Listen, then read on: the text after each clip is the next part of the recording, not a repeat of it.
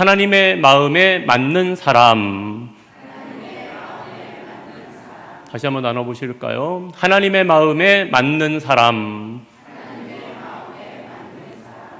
네, 오늘 말씀을 통해서 우리 안에 하나님의 마음에 맞는 사람으로 살기를 소원하는 그 소망이 넘치기를 주님의 이름으로 축원합니다. 네, 제가 오래 알고 지내는 선배 목회자 한 분 가운데요, 같이 만나서 식사를 하시면 가끔 이런 말씀을 하십니다. 음식은 무엇을 먹느냐보다 누구랑 먹느냐가 더 중요하다라는 것이에요. 그러니까 그 말의 뜻이 뭘까요? 그 음식을 먹어도 마음에 맞는 사람과 먹는 음식이 가장 맛있고 좋다는 거죠. 그러니까 우리 노년부 성도님들 가운데도 목사님 교회 와서 점심 식사하면은 참 맛있어요 라는 말씀을 많이 하셔요. 물론 성도님들이 정성스럽게 그 음식을 준비하시기도 하지만 마음이 어떻다는 거예요? 맞는 거죠, 마음이. 그러니까 여러분, 우리가 지금 폭염 때문에 점심을 멈추기는 했지만 그런 의미에서는 이 식탁의 교제도 우리가 어떻게 보면 마음을 나누는 거죠. 그리고 이 자리에 있는 우리 모든 성도님들도 이 시간 우리가 하나님 앞에 우리의 마음을 다해서 예배드리는 게 아니냐라는 것이에요. 그러니까 우리가 일상을 살아가더라도 그런 거예요. 마음에 맞는 사람과의 교제가 그렇게 여러분 기쁘다면, 그럼 우리의 신앙도 여러분 마찬가지라는 거예요. 신앙도 우리가 신앙의 생활을 할 때요, 우리가 하나님의 마음에 맞는 사람이 될 수 있다면 그럼 여러분 우리의 마음이 얼마나 기쁨이 넘치겠냐라는 것이에요. 그러니까 오늘도 제가 이 말씀을 묵상하면서 오늘 본문에 등장하는 인물이 바로 다윗입니다. 이제 담임 목사님 휴가 기간 동안 어떤 말씀을 전할까 묵상을 하면서 준비를 하는데요, 올해는 하나님이 다윗을 마음에 주셨어요. 근데 저번 주에 담임 목사님이 다윗의 시편을 설교를 하셨잖아요. 그러니까 제 마음에 또 이것도 은혜다. 이게 일부러 맞추는 것이 아니라 하나님이 그 말씀의 흐름을 우리 가운데 이렇게 여러분 허락해 주셨는데요, 우리가 이 말씀을 돌아보면서 성경에 참 많은 인물이 등장을 하거든요. 믿음의 조상 아브라함, 또 종으로 팔려나갔다가 애굽에서 총리가 됐던 요셉, 그 많은 믿음의 사람들이 있지요. 그런데 우리가 말씀에 돌아보면 이 다윗은요, 성경의 말씀에 보면은 굉장히 많은 지면에 그 이름이 등장합니다. 그래서 제가 한번 찾아봤어요. 아브라함 컴퓨터로 쳐봤어요. 성경에 이 66권에 얼마나 등장을 하나? 한 250회 정도 등장합니다. 요셉도 한 250회 정도 등장합니다. 근데 다윗하고 탁 쳐보니까 다윗은요, 룻기부터 시작을 해가지고 바로 요한계시록까지 성경에 1200회가 등장을 합니다. 그러니까 보통 믿음의 사람들의 분량보다 여러분 거의 6배 정도가 많은 거죠.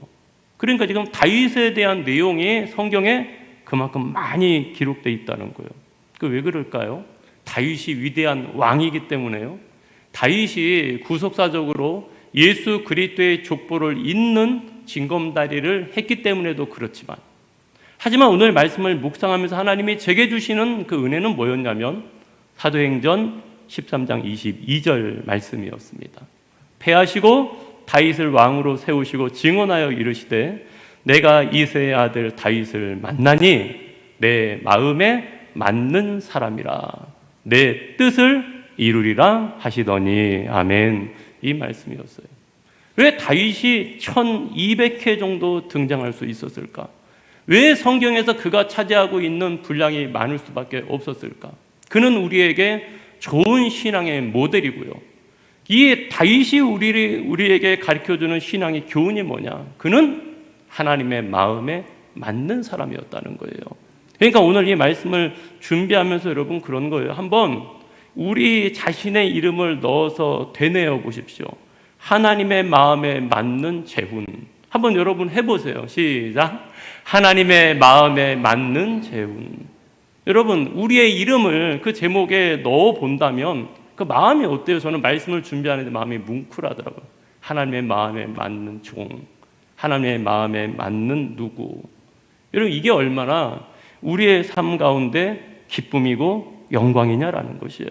그래서 여러분 오늘 말씀을 통해서 그런 거예요. 우리가 하나님의 마음에 맞는 사람으로 살아가는 것이 내 삶의 최고의 영광이고 최고의 기쁨이 되는 성도님들 되시기를 주님의 이름으로 축원합니다.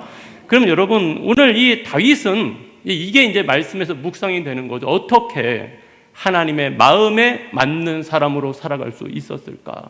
이게 여러분 말씀에서 우리가 함께 나눠야 될 주제입니다. 우리가 이 말씀을 이해하기 위해서는 먼저 사무엘상 13장 14절 말씀을 보아야 합니다. 지금은 왕의 나라가 길지 못할 것이라 여호와께서 왕에게 명령하신 바를 왕이 지키지 아니하였으므로 여호와께서 그의 마음에 맞는 사람을 구하여 여호와께서 그를 그의 백성의 지도자로 삼으셨느니라 하고 그랬어요. 이 말씀의 인용이에요. 그러니까 하나님의 마음에 맞는 사람, 이 말씀이 처음 등장한 것이 바로 이 본문인데요. 이 본문의 내용을 우리가 잠시 이해해 보면은요, 이스라엘의 왕 중의 왕은 다윗이지만 그 다윗의 다음이 솔로몬인데, 그런데 여러분, 이스라엘의 첫 번째 왕이 있습니다. 그 왕이 오늘 본문 1장에 등장하는 사울이라는 왕이에요. 그러니까 사울이 첫 번째 왕, 두 번째가 다윗, 세 번째가 솔로몬입니다. 그런데 이 사울이 하나님의 기름을 부어서 왕이 되었는데, 오늘 우리가 말씀에 지금 기록된 것처럼 하나님이 이 사울을 버리십니다. 그를 왕으로 버리고 새로운 왕을 세우겠다고 지금 말씀하시는 거예요. 그럼 그 이유는 뭡니까? 아까 말씀에 보았던 것처럼 단 하나예요. 하나님의 명령을 지키지 않았다는 겁니다. 그러니까 이 말씀의 배경에 사무엘상 13장에는요, 지금 블레셋과 전쟁이 일어났어요. 그래서 블레셋과 전쟁이 일어나서 백성들이 모여서 싸우려고 하는데 블레셋의 숫자가 많습니다. 그러니까 백성들이 두려워서 다 흩어지기 시작하는 거예요. 그러니까 이 사울이 사무엘 선지자가 온다고 약속을 했고, 사무엘 선지자가 지난날 와서 하나님께 번제드리고 승리했던 것처럼 그 영광을 기다리고 있어야 되는데 백성들이 흩어지니까 마음이 어때요? 조급합니다. 그러니까 자신이 사무엘이 오기 전에 번제를 드려버리는 거예요. 쉬운 표현으로 영적으로 월권 행위를 한 거예요. 나도 왕이니까 나도 사무엘을 대신해서 할 수 있어. 그리고 그것을 통해서 백성들의 마음을 흩어지게 않으려고 했던 거죠. 하지만 그것은 하나님 앞에 영적인 교만이고 불신앙이었어요. 그러니까 하나님께서 오늘 그의 마음에, 하나님의 마음에 맞는 사람을 지도자로 세우겠다고 말씀하시는 거예요. 그러니까 여러분, 우리가 오늘 말씀을 통해서 분명하게 하나 깨달아야 되는 것은 그거예요. 하나님의 마음에 맞는 사람은 어떤 상황 속에서도 하나님의 명령을 지키는 사람이라는 거예요. 어떤 상황 속에서도 하나님의 말씀에 순종하는 사람이라는 거예요.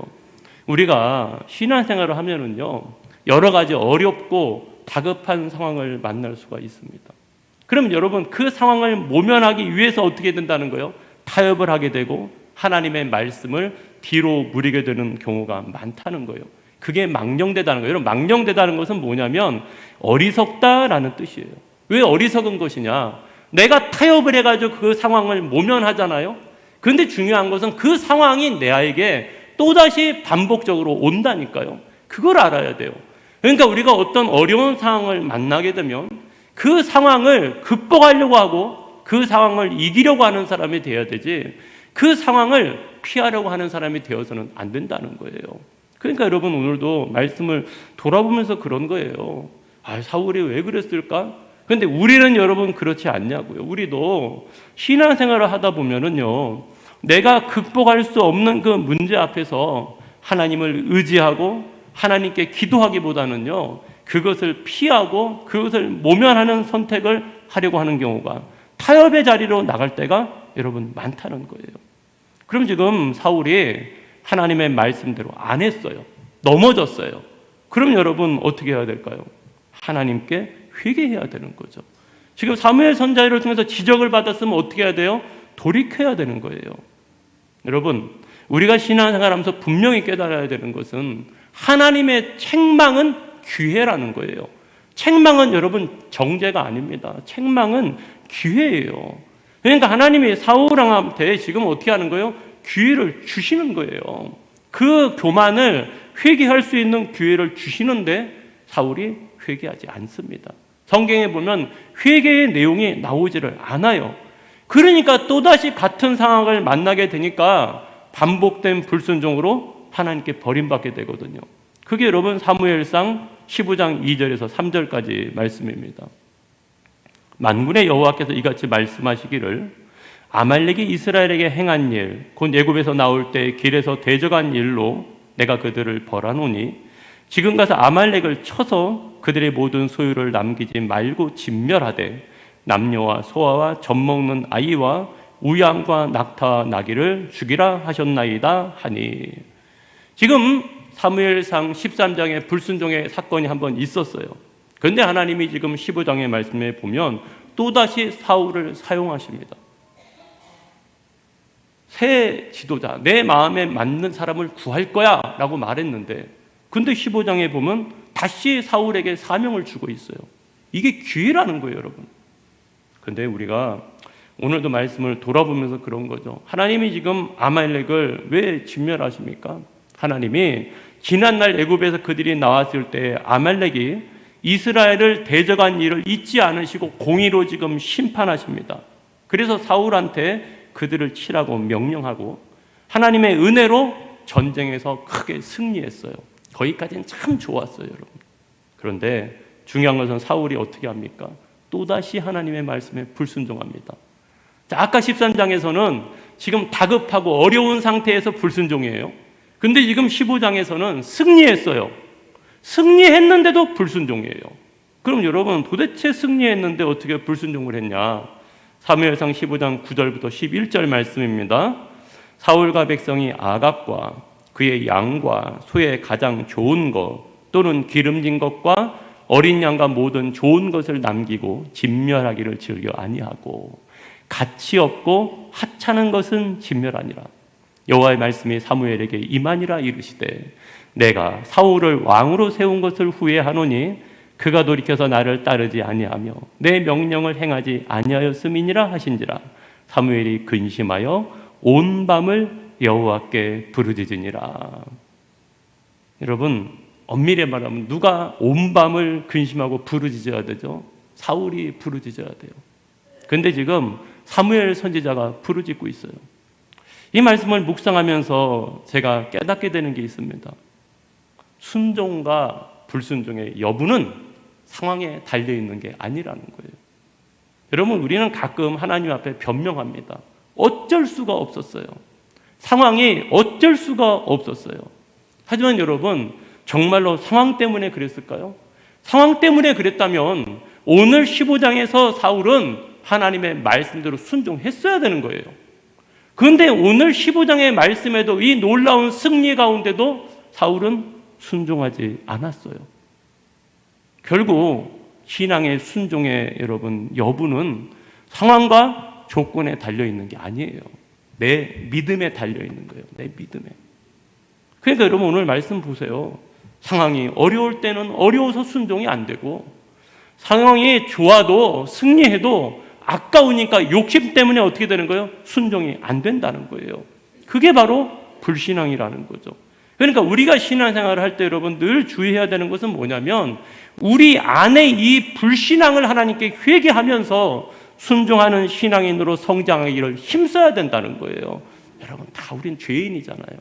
다 죄 아래 있기 때문에 순종이 잘 안 돼요. 다 내 마음대로 하고 싶고 타협하고 싶고 그것을 모면하고 싶은 거지 하나님 말씀대로 살아야지 그 자리로 잘 나아가지를 않게 된다고요.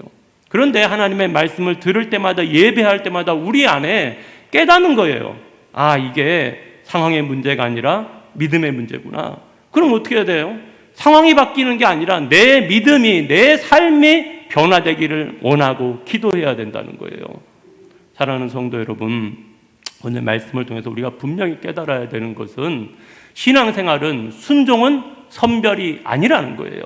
그러니까 내 마음에 맞으면 하고 내 마음에 맞지 않으면 안 하고 그것 순종 여러분 아니라는 거예요. 순종은 무조건이에요. 하나님의 말씀이 주어졌을 때 그 말씀대로 그대로 하는 것이 순종이라는 거예요. 그러면서 우리의 삶에 뭐가 일어나는 거예요? 변화가 일어나는 거예요. 그러니까 오늘 말씀을 돌아보면서 사울은 하나님께 기름 부음 받아서 이스라엘의 왕은 됐지만 결국 어떻게 됐어요? 회개하지 않으니까 변화되지를 못했고, 변화되지를 않으니까 결국은 하나님 앞에 어떻게 되는 거예요? 불순종함으로 버림받게 되는 거예요. 그런데 여러분, 이 말씀을 묵상하면서 우리가 그 말씀의 의미 속으로 들어가면 그런 거예요. 하나님이 사울을 버렸다고 하셨죠. 하지만 그 말씀의 의미는 그게 아니에요. 사울왕이 하나님을 버린 거예요. 여러분, 하나님이 우리를 버린 게 아니라고요. 우리가 하나님을 버린 거예요. 하나님이 아담과 하와를 에덴 동산에서 버린 게 아니라고요. 아담과 하와가 하나님을 버린 거라고요. 뭐로요? 불순종으로, 교만으로, 욕심으로 하나님의 말씀을 순종하지 않음으로 말미암아 하나님을 거부하고 버린 거예요. 그러니까 여러분, 오늘 하나님이 어떻게 하는 거예요? 하나님께서 마음에 맞는 사람, 그 다윗을 선택한 거예요.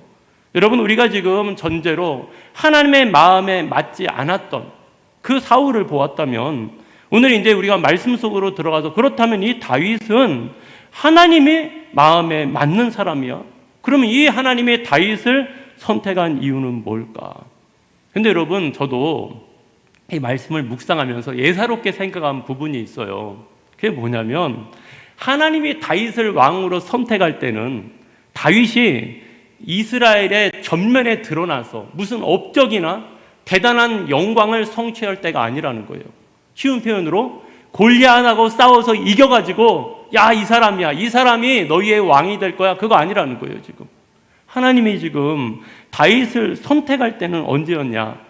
집에서 양을 치고 있는 목동이었을 때라는 거예요.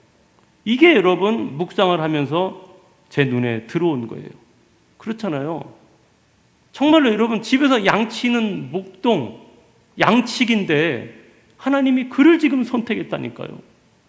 거기에 여러분, 우리가 주목을 해야 되는 거고, 거기에 소망이 있는 거예요. 세상은 대단한 사람, 무엇을 성취한 사람, 어떠한 업적이 있는 그 사람을 선택하지만, 하나님은 비록 집에서 양을 치는 목동이라 할지라도 그 하나님을 향한 믿음과 중심이 있는 그 사람을 하나님은 선택한다는 거예요. 그러면 여러분, 그것이 우리에게 뭐가 될 수 있어? 소망이 될 수 있잖아요. 여러분이 이 자리에 어떠한 대단한 업적과 성취가 있어서 하나님이 부르신 거 아니잖아요.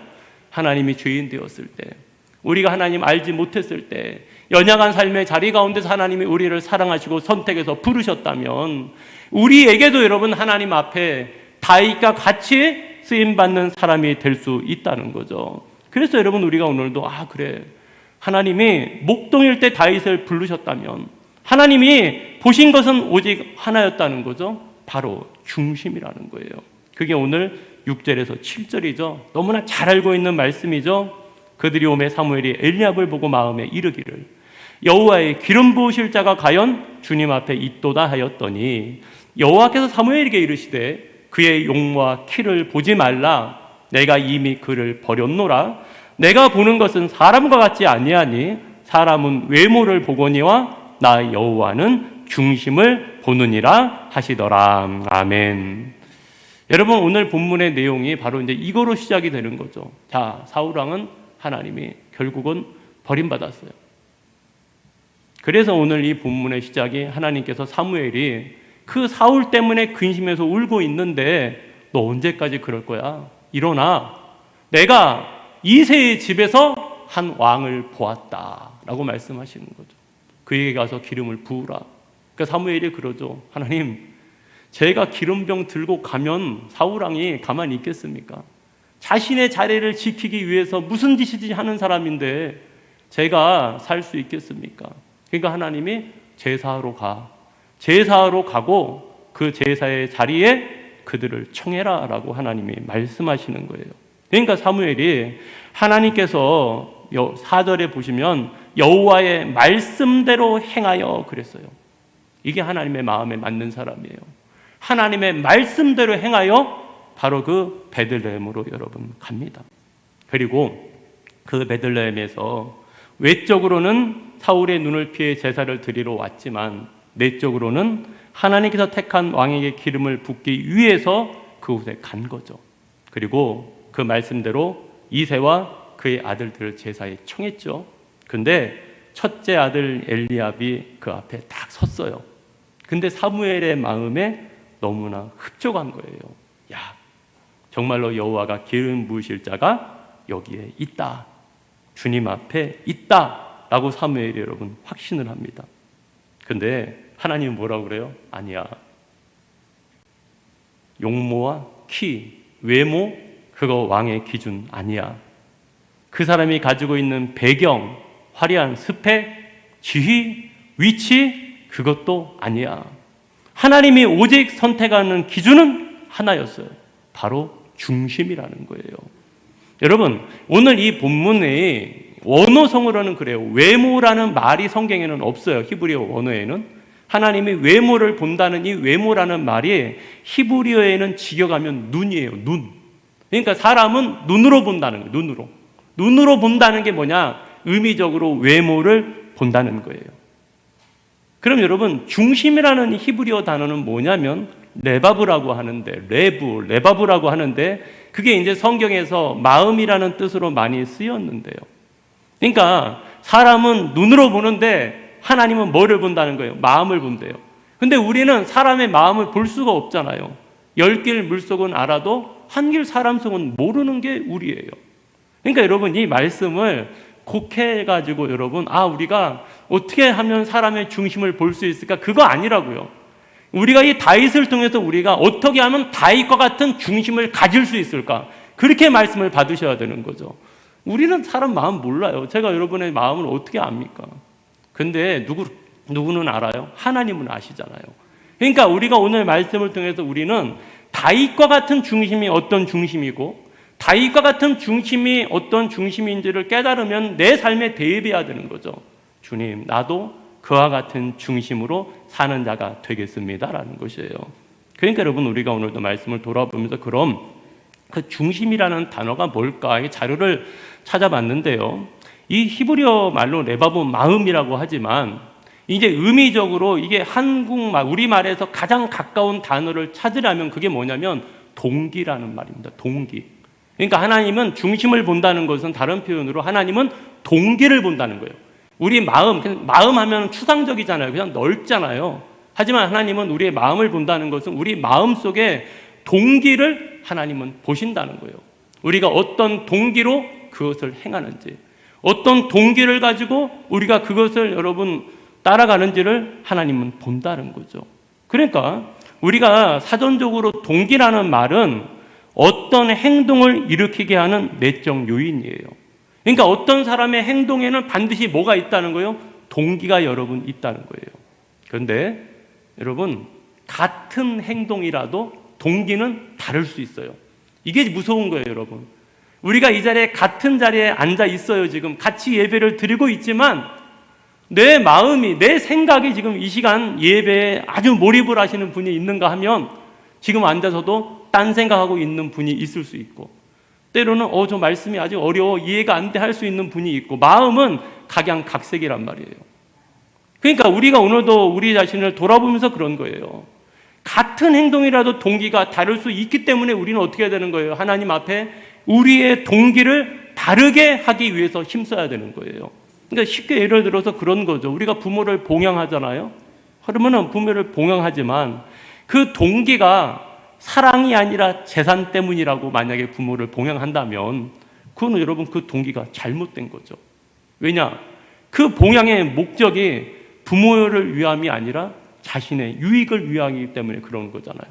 그러니까 우리가 신앙생활 하는 것도 똑같은 거예요, 여러분. 우리 신앙생활의 동기를 다르게 하는 게 중요하단 말이에요. 11조 하시죠? 주일 성수 하시죠? 하나님께 예배하시죠. 하지만 내가 신앙생활하는 동기가 축복을 받기 위함입니까? 아니면 나를 하나님의 자녀로 부르셔서 구원하여 주신 은혜가 감사해서 예배하냔 말이에요.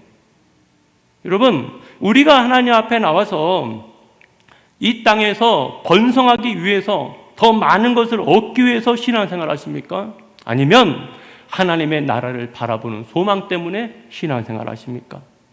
하나님이 어떤 마음을 더 기뻐하겠냐라는 것이에요. 물론 오해하지 마십시오. 초신자분들이나 새로 오신 분들 가운데 그 하나님은 복을 안 주셔요. 그거 아니죠. 하나님은 하나님의 자녀들이 이 땅에서 번성하고 잘 되기를 원하셔요. 하지만 신앙 생활에 뭐가 주객이 전되면 안 된다는 거예요. 영혼이 잘된 같이 범세가 잘 돼야 되는 거죠. 이 주객이 전도가 되면, 신앙의 동기가 여러분 잘못되면 우리의 신앙의 삶의 모습이 다윗 같을 수가 없는 거예요. 누구처럼 돼버리는 거예요? 사울왕처럼 될 수 있는 거죠. 그러니까 우리가 오늘도 하나님 앞에 나와서 그럼 성도들의 신앙생활의 동기는 무엇이냐? 고린도전서 10장 31절 말씀입니다. 합독하시겠습니다. 그런즉 너희가 먹든지 마시든지 무엇을 하든지 다 하나님의 영광을 위하여 하라. 다시 한번 합독하실까요? 시작. 그런즉 너희가 먹든지 마시든지 무엇을 하든지 다 하나님의 영광을 위하여 하라. 이게 하나님이 원하시는 중심, 이게 하나님이 원하시는 동기라는 거예요. 내가 봉사를 하든 예배를 하든 섬김을 하든 그 무엇을 하든지 간에 그것이 하나님의 영광을 위한 것이 되어야 된다는 거죠. 그러니까 오늘 그 중심이 누구에게 있었다는 거예요? 사울에게 있었다는 것이 아니라 다윗에게 있었다는 거예요. 그 7 형들한테 있었던 것이 아니라 다윗에게 있었다는 거예요. 지금 사무엘 선지자 앞에 다윗의 형들 7이 다 서 있습니다. 근데 여러분 10절 말씀 보실까요? 이새가 그의 아들 7을 다 사무엘 앞으로 지나가게 하나 사무엘이 이새에게 이르되 여호와께서 이들을 택하지 아니하셨느니라 하고, 모두 불합격, 모두 하나님의 마음에 맞지 않았어요. 지금 문제가 생겼습니다. 하나님은 이새의 집에서 한 왕을 보았다고 말씀하셨는데 지금 앞에 선 아들들 가운데 하나님의 마음에 맞는 사람은 아무도 없었어요. 그럼 여러분, 하나님의 말씀이 잘못된 것일까요? 사무엘이 어떻게 합니까? 11절 말씀입니다. 또 사무엘이 이새에게 이르되 내 아들들이 다 여기 있느냐, 이거예요. 아들들이 다 여기 있느냐? 이새가 이르되 아직 막내가 남았는데 그는 양을 지키나이다. 사무엘이 이새에게 이르되 사람을 보내어 그를 데려오라. 그가 여기 오기까지는 우리가 식사 자리에 앉지 아니하겠노라. 아멘. 여러분, 이 말씀이 참 묵상이 됐어요. 다 여기 있느냐. 여러분, 이 자리에 우리가 하나님 앞에 예배자로 앉아 있는데 하나님의 마음에 맞는 사람으로 있으십니까? 다 여기 있습니까? 이게 여러분 먼저 내 안에 여러분 질문이 되었고요. 또 하나는 뭡니까? 아직 막내가 남았습니다. 그게 또 다른 하나의 소망이 되었어요.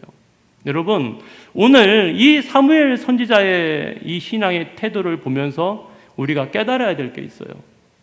성도는요, 상황에 따라서 움직이는 자가 되는 게 아니라 하나님의 말씀을 따라서 움직이는 자가 되어야 되는 거예요. 그러니까 지금 7 아들을 쫙 데리고 왔는데 아무도 없어요. 그러면 여러분, 거기에서 우리가 쉽게 오해하면 하나님의 말씀에 대해서 의심이 들 수 있잖아요. 하지만 사무엘은 하나님의 말씀을 의심하지 않았어요. 분명히 하나님이 보았다고 했으니까 여기에 없으면 다른 데 있을 거 아니에요. 그러니까 이새한테 다 여기 있냐? 라고 여러분 물어보는 거죠. 그러니까 우리가 이 사무엘 선지자를 통해서 깨달아야 되는 신앙의 도전은 그거예요. 하나님의 말씀에 대한 절대 믿음이라는 거예요. 그러니까 어떤 절망적인 상황 속에서도 우리는 하나님의 말씀을 붙잡는 신앙인으로 살아가야 된다는 거죠. 근데 여기서 참 기가 막힌 거죠. 그런데 지금 이제 돌아온 답이 아직 막내가 남았대요. 막내가. 뭐 다윗도 아니고 막내가 남았대요. 막내가 양을 치고 있대요. 여러분, 이 막내라는 이 히브리어 원어 뜻이 뭐냐면 카탄이라고 하는데요. 그 의미 속으로 들어가면 그거예요. 작은, 어린, 하찮은, 중요하지 않은 그런 거예요. 그러니까 다윗은 아버지 이새의 눈에 보기에도 중요하지 않은 아들이었다고요. 여러분, 생각을 해보세요. 이스라엘의 당시의 선지자 사무엘이에요. 하나님께 응답받는 종이 이새의 집을, 그 아들들을 데리고 오라고 청했어요. 그러면 여러분 어떻게 해야 돼요? 얼마나 영광스럽습니까? 그러면 아들들 다 데려가야 될 거 아닙니까? 그런데 이 다윗은 너 양처라고 안 데려고 간 것은 아버지 보기에 다윗은 하찮은 아이였다니까요. 물론 어려서 그러기도 했지만 중요한 것은 사무엘 선지자 앞에 데려갈 만한 그러한 사람으로 아버지 이새마저 여기지 않았다는 거죠. 우리가 오늘도 이 말씀을 통해서 깨달아야 되고 도전받아야 될 제목이 있습니다.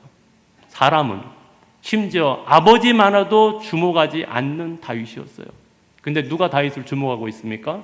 바로 하나님이 주목하신다는 거예요. 사랑하는 성도 여러분, 사람이 주목하는 사람이 아니라 하나님이 주목하는 사람이 되시기를 주님의 이름으로 축원합니다. 이것이 얼마나 우리의 삶 가운데 영광이냐. 비록 내가 미천하고 내가 비록 부족하고 연약하다 할지 모르지만 하나님이 주목하는 그 사람을 하나님이 쓰시는 거예요. 그것이 하나님이 기뻐하신다면 우리에게도 소망이 있는 거죠. 사람은 외모를 주목합니다. 그 외모 무시할 수 없죠. 여러분 이 말씀을 오해해가지고 외모는 필요 없어 그런 말이 아니에요. 물론 외모도 필요합니다. 여러분 스펙 필요합니다. 하지만 그 외모가 중심을 대신할 수는 없는 거예요. 그 하나님 앞에 나와서 우리가 중심이 바로 되어질 때 하나님이 그에 걸맞는 외모의 사람으로 또한 만들어 주신다는 거예요. 여러분 궁금하죠? 다윗이 도대체 지금 양치고 있을 때 나이가 몇 세였을까? 성경학자들은 아직 군대에 징집이 되지 않는 것으로 보아서 작으면 15세, 많으면 17세까지 다윗을 봅니다. 그러니까 쉬운 표현으로 하나님이 한 왕을 봤어 그랬는데 그 왕이 소년 다윗이었어요. 근데 도대체 이 양치고 있는 10대 소년 다윗의 중심이 어떤 중심인데 하나님이 왕을 보았다고 했을까? 그거 궁금하지 않으세요? 도대체 이 다윗이 어떤 양치기였는데 어떠한 삶의 모습을 갖고 있었는데 하나님은 그를 기뻐하셨을까? 그를 선택하셨을까? 그것을 이제 말씀을 묵상하면서 이 삶의 정황을 보여주는 그 신앙의 모습을 보여주는 내용이 사무엘상 17장 34절부터 35절까지 이렇게 나와 있습니다. 다윗이 사울에게 말하되 주의 종이 아버지의 양을 지킬 때 사자나 곰이 와서 양떼에서 새끼를 물어가면 내가 따라가서 그것을 치고 그 입에서 새끼를 건져내었고 그것이 일어나 나를 해하고자 하면 내가 그 수염을 잡고 그것을 쳐 죽였나이다. 이게 다윗의 고백이거든요. 다윗이 지금 이 말씀은 지금 다윗이 그 골리앗과의 전쟁 때문에 블레셋과의 전쟁 때문에 형들이 전쟁터에 나가 있는데 아버지가 가서 안부를 묻고 와라 해서 다윗을 심부름 보냈어요. 그런데 가서 보니까 지금 그 골리앗 앞에서 이스라엘 백성들이 다 두려워 떨고 있는 거예요. 그러니까 지금 이 다윗이 자신이 살아계신 하나님의 이름으로 믿음으로 골리앗과 싸우러 나가겠다고 말하는 거예요. 근데 여러분 생각해 보세요. 이제 15세, 17세가 골리앗과 여러분 싸운다고 하는데 그게 누가 이해가 돼요? 야, 말도 안 되는 소리 하지 마. 저는 어려서부터 용사인데 네가 어떻게 가가지고 골리앗과 싸우냔 말이에요. 그러니까 그때 다윗이 그 사울왕 앞에서 이렇게 자기의 마음을 대변하는 거예요. 나 곰하고도 사자하고도 싸웠어요. 내가 그 입에서 내가 그 양을 건져냈어요. 그렇게 지금 여러분 고백하는 거예요. 그 고백을 보면서 여러분 그런 거죠. 이 다윗의 중심이 어떤 중심이었느냐? 바로 그 양을 자신의 목숨같이 여기고 지키는 사람이었다는 거예요. 여러분 10대 소년이 어떻게 곰과 사자와 싸울 수 있을까요? 저 같아도 무서울 것 같은데. 그런데 한 기사를 보면서 이해가 됐어요. 좀 오래된 기사지만 미국 콜로라도에서 5살 남자아이가 퓨마의 공격을 받아가지고 퓨마가 그 아이를 물고 가는 거예요. 그러니까 그 부모가 그 비명소리를 듣고 나와가지고 그 엄마가요 그 퓨마의 다리를 붙잡고 그 입을 벌려서 정말로 그 아이를 건져낸 거예요. 여러분 그것은 동의가 되죠. 왜냐? 부모기 때문에 그게 가능한 거예요. 부모기 때문에. 그러니까 두려워서가 아니라 두려움보다도 뭐가요? 그 자녀에 대한 사랑이 더 큰 거죠. 그러니까 맨손으로 가가지고 퓨마하고 싸운 거예요. 그러니까 지금 다윗이 양치기로서 양을 치는데 어떤 마음으로 했다는 거예요? 그런 부모의 마음처럼 했다는 거예요. 근데 이게 정말로 여러분 말씀을 묵상하면서 그런 거예요. 지금 다윗이 아까 뭐라고 그래요? 자신의 양이라고 말하지 않았어요. 무슨 양을 쳤어요? 아버지의 양을 지킬 때 그랬다고 말해요. 자신의 양이 아니에요. 아버지의 양이에요. 아버지께서 자기에게 맡겨준 양이에요. 그런데 그 맡겨진 일을 어떻게 했다는 거예요? 목숨을 걸고서 양을 지켰다는 거죠. 그 중심을 하나님이 보신 거예요. 그리고 그 다윗에게 뭐를 맡겨요? 하나님의 나라 이스라엘을 맡기신 거예요. 그 양을 자기의 목숨같이 지킬 수 있는 사람, 그러니까 하나님이 자기의 백성 이스라엘을 섬길 수 있는 왕으로 다윗을 세우신 거예요. 그리고 오늘 말씀을 통해서 이 다윗의 중심은 어떤 중심이었어요? 하나님이 나의 목자이십니다. 그게 사무엘상 17장 37절에 연이어서 나오는 고백입니다. 또 다윗이 이르되 여호와께서 나를 사자의 발톱과 곰의 발톱에서 건져내셨은즉 나를 이 블레셋 사람의 손에서도 건져내시리이다. 아멘. 여러분, 이게 화면이 오버랩이 되지 않습니까? 지금 다윗이 그 사자의 발톱과 곰의 발톱에서 양을 건졌어요. 근데 지금 다윗의 신앙 안에는 뭐라고 고백하고 있는 거예요?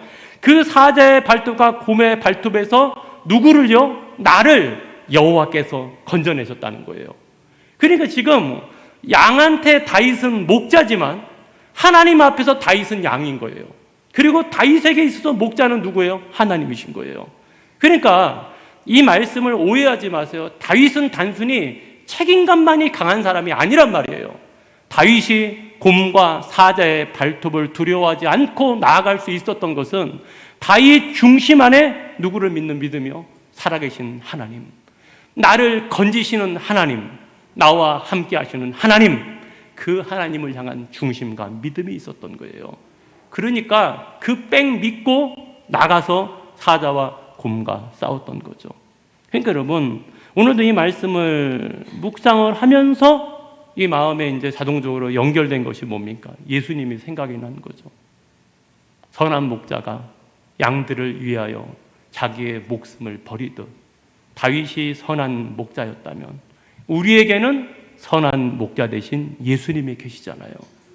예수님이 십자가에서 못 박혀 피 흘려 죽으시면서까지도 우리를 사랑해서 우리를 구원하여 주신 거죠. 그래서 여러분, 여기서 마음이 오는 거예요. 왜 다윗이 하나님의 마음에 맞는 사람이었는가? 그 다윗의 마음 속에는 누구의 마음이 있어요? 예수님의 마음이 있어요. 그 예수님의 마음엔 누구의 마음이 있어요? 하나님의 마음이 있어요. 그러니까 그는 하나님의 마음에 맞는 사람이었다는 거예요. 그래서 하나님께서 물론 왕으로 세우기 위해서 20여 년의 연단의 기간이 있었지만 그를 하나님이 선택하시고 연단시키셔서 이스라엘을 다스리는 왕으로 하나님이 맡기신 거예요. 사랑하는 성도 여러분, 하나님의 마음에 맞는 사람으로 살아가고 싶으십니까? 그렇다면 그 마음은 어떤 마음일까요? 빌립보서 2장 5절부터 8절까지 말씀입니다. 한 절씩 교독합니다. 너희 안에 이 마음을 품으라. 곧 그리스도 예수의 마음이니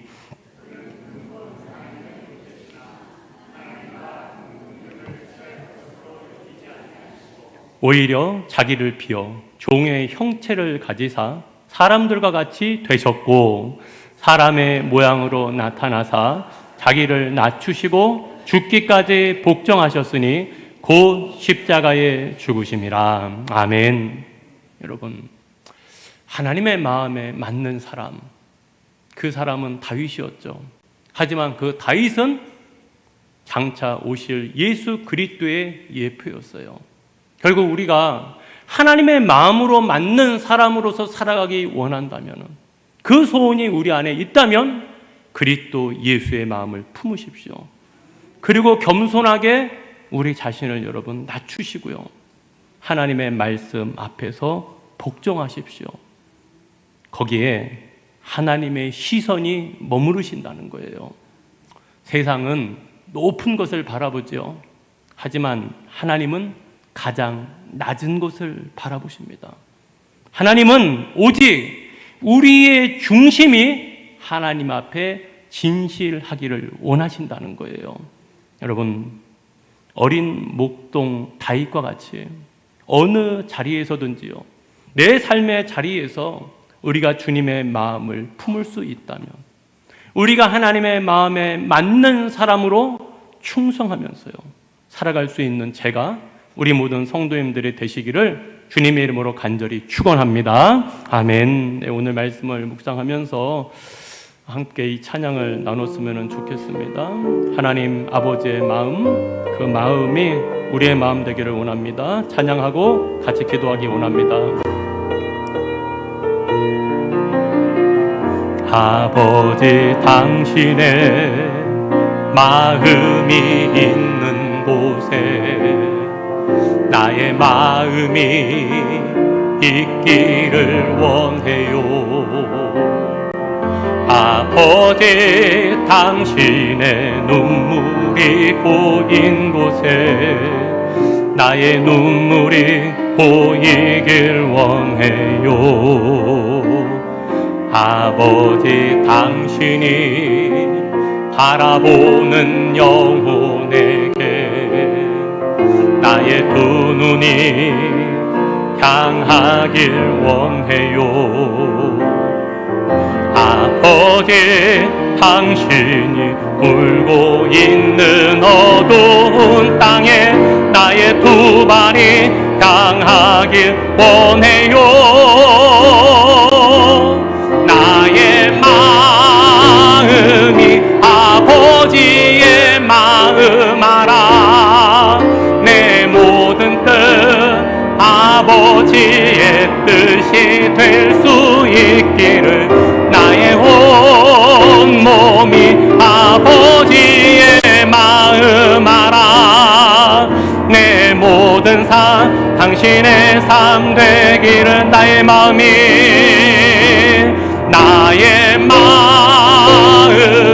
아버지의 마음 알아.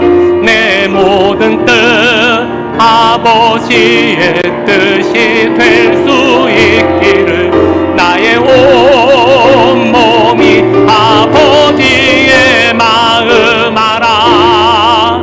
내 모든 삶 당신의 삶 내 다시 한번 고백합니다. 나의 마음이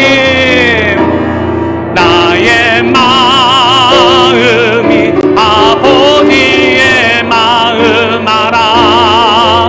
내 모든 뜻 아버지의 뜻이 될 수 있기를 나의 온 몸이 아버지의 마음 알아.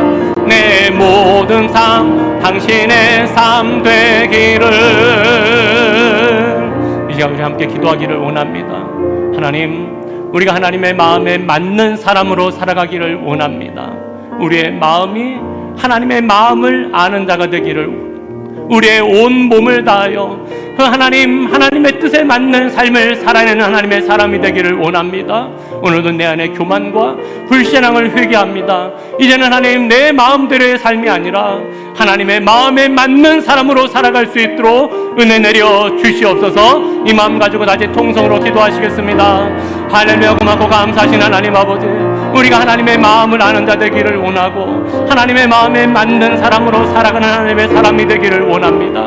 오늘도 나의 욕심과 정욕과 내 아버지 이익을 위해서가 아니라 오늘도 하나님의 영광을 위해 살아가는 하나님의 사람이 되기를 원하고 우리의 마음과 우리의 몸을 하나님께 온전히 드릴 수 있는 하나님의 사람이 되기를 원합니다. 주여, 오늘도 하나님 앞에 우리가 바른 중심을 가지고 바른 믿음을 가지고 살아갈 수 있도록 역사하시고 인도하여 주셔서 오늘도 하나님 앞에 나와서 아버지, 우리가 결단하기를 원합니다. 우리가 하나님의 뜻과 마음에 맞는 하나님의 사람으로서 우리가 신실하게 살아내는 하나님의 사람이 되기를 원합니다. 하나님의 마음이, 하나님의 시선이 머무르는 그곳에 우리가 아버지 머무르는 하나님의 사람이 되기를 원합니다. 주여, 그 한 영혼 되게 하시고 그 한 영혼을 주님 보내주시고 하나님 그 하나님의 마음에 맞는 사람으로 설 수 있도록 성령께서 주장하여 주시옵소서.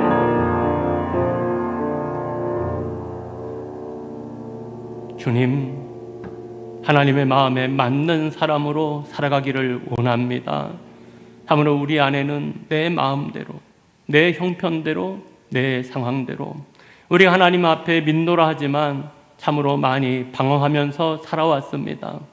하나님이 기회를 주시고 기회를 주셔도 또다시 그 기회를 걷어차버리고 아버지 내 마음대로 살아왔던 나의 삶의 모습들 주님 앞에 다시금 회개합니다. 주님 보혈로 씻어 용서하여 주시옵소서. 오늘도 우리 안에 사울과 같은 삶의 모습이 아니라 다윗과 같이 비록 어리고 비록 사람이 주목하지 않는 자리라 할지라도 주님을 바라보는 믿음으로 나의 목자가 되시는 여호와를 바라보는 믿음으로 살아낼 수 있는 하나님의 사람들이 되기를 원합니다. 우리 사랑하는 성도들의 삶의 자리가 하나님 예배가 예배로만 끝나는 것이 아니라 삶의 예배로 이어지기를 원합니다. 삶의 자리에서 주님의 마음을 품고 주님의 자취를 따르는 하나님의 사람들이 되기를 원합니다. 주여 우리를 사용하여 주시옵소서. 하나님 우리를 통하여 하나님 뜻을 이루어 갈 수 있는 하나님의 종들과 하나님의 사람들과 하나님의 교회 되게 하여 주시옵소서. 모든 걸 주님께 맡기며 우리를 구원하여 주신 예수 그리스도의 이름으로 감사하며 기도드렸습니다. 아멘.